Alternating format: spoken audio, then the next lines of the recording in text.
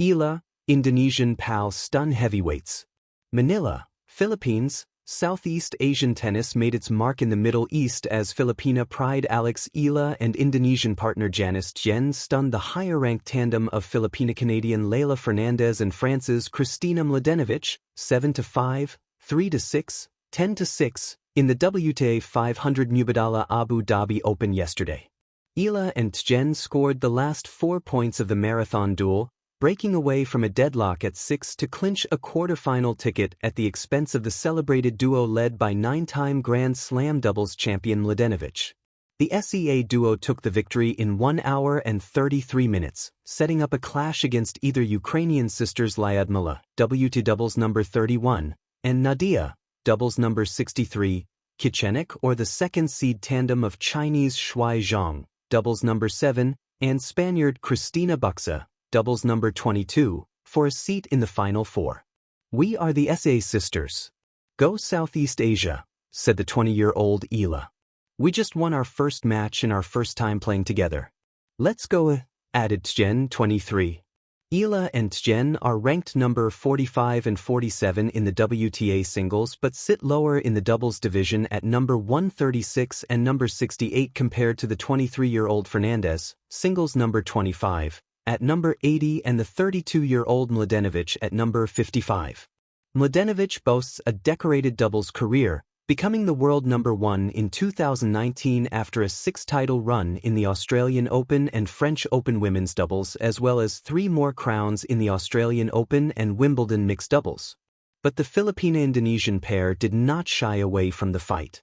Eala, the palm that shook the heavyweights. They laughed when Eala first stepped into the ring. He did not look like a destroyer. He was lean where heavyweights were mountains, quiet where they roared, Indonesian to the bone in a world that worshipped imported power. His hands were bare, his stance relaxed, as if he had wandered in by mistake from a coastal village rather than a stadium packed with noise and doubt. But Eala carried something older than muscle. He carried PAL stun. In Indonesia, the elders said power did not always come from size. True force lived in timing, breath, and the moment when intent aligned with motion. Eala had learned this not in a gym, but under a banyan tree, where his grandfather taught him how to strike without striking, how to let the palm speak instead of the fist. Fists break, his grandfather had said. Palms stop. The heavyweight across from him that night was a titan, thick neck, iron shoulders, a man built to crush other men. When the bell rang, the titan charged, confident that mass alone could end the story. Eala did not retreat. He stepped in. The crowd barely saw the movement. Just a soft turn of the hip, a whisper of air displaced, and then Eala's open palm landed, not hard, not wild, but precise. It struck the chest, just left of center, where breath and balance meet. The titan froze. For half a second, time stalled. Then the heavyweight collapsed, stunned not by pain, but by interruption, his power short-circuited, his body refusing orders.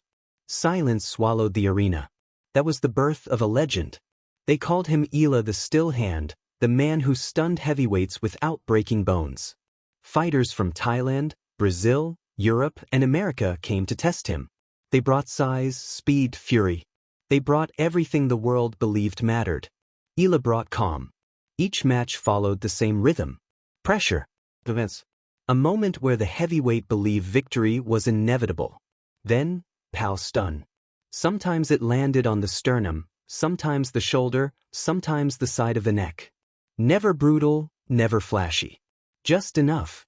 A reset button pressed by a human hand. Critics argued endlessly. They said it was luck. The trick. A weakness in rules. But match after match ended the same way. Giants stunned, sprawled, blinking at the lights as if waking from a dream. Eala never celebrated wildly. He bowed. Always bowed. Because for him, this was not domination. It was balance. Outside the ring, Eala spoke rarely. When he did, his words carried weight. "I do not defeat heavyweights," he once said. "I remind them they are human." Children in Jakarta practiced open palm strikes in alleyways. Coaches who once mocked traditional techniques began studying Indonesian silat with new respect. The palm, once dismissed as gentle, became feared. But greatness always attracts storms. His final challenge came from a champion known only as Atlas, a man whose record was written in knockouts and broken confidence. Atlas laughed at Pal's stun. He promised to end Eala with one punch.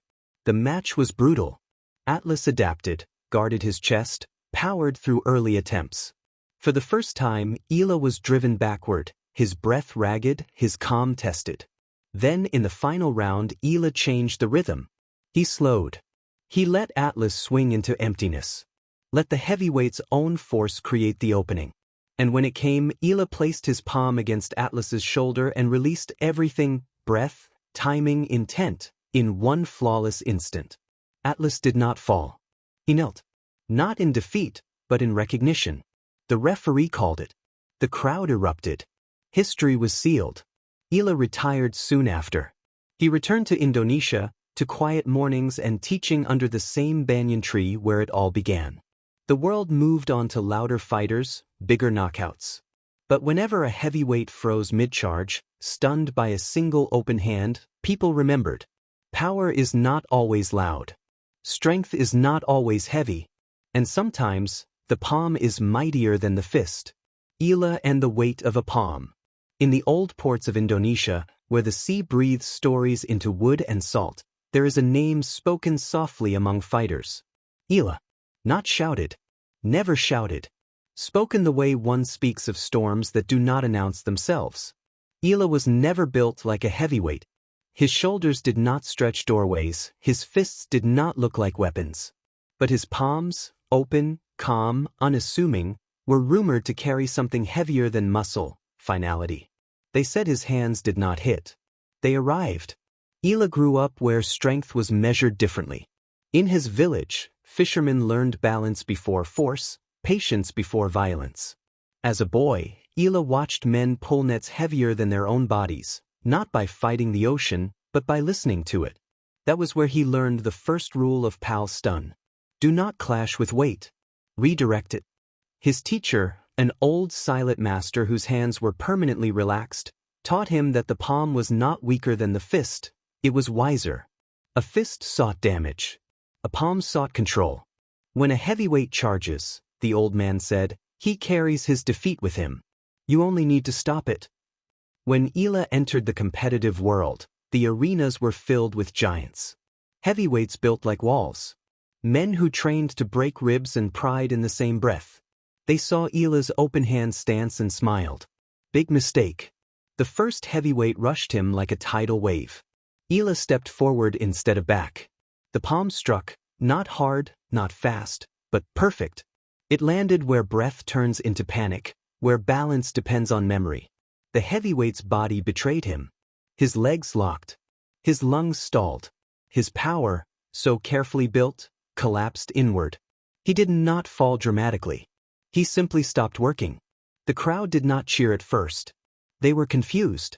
Violence they understood. Interruption they did not. Then they realized what they had witnessed.